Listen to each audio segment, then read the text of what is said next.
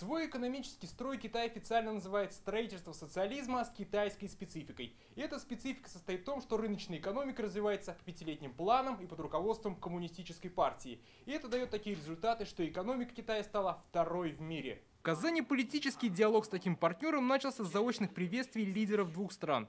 Обращение Владимира Путина зачитал один из руководителей «Единой России» Борис Грызлов. Российско-китайские связи достигли беспрецедентно высокого уровня, стали образцом взаимодействия между великими державами в современном мире. Сейчас «Единая Россия» и Коммунистическая партия Китая – главные политические силы и правящие партии. Соответственно, у них схожие цели и методы работы. Участники встречи обсуждали, чему можно поучиться друг у друга.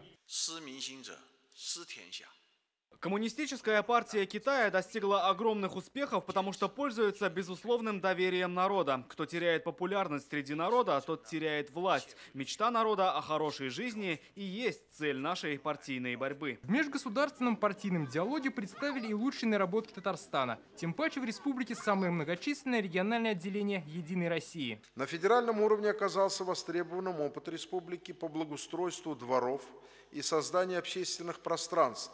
Сегодня при участии «Единой России» эта работа стартует во всех регионах нашей страны. По итогам встречи политики рассказали, что друг от друга услышали много полезного. Были обстоятельные доклады, которые дадут импульс к улучшению и повышению эффективности деятельности партии. О бизнес-сотрудничестве говорили уже в IT-парке. Здесь встретились предприниматели двух стран. Они обсуждали, какие горизонты открывает новый шелковый путь, и презентовали свою инвестиционную привлекательность.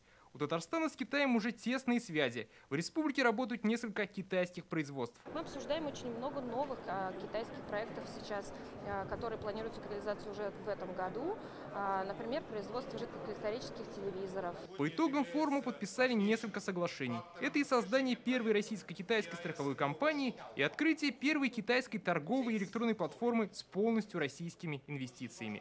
Дмитрий Арин, Ильшат Мухаметов, ТНВ, Казань.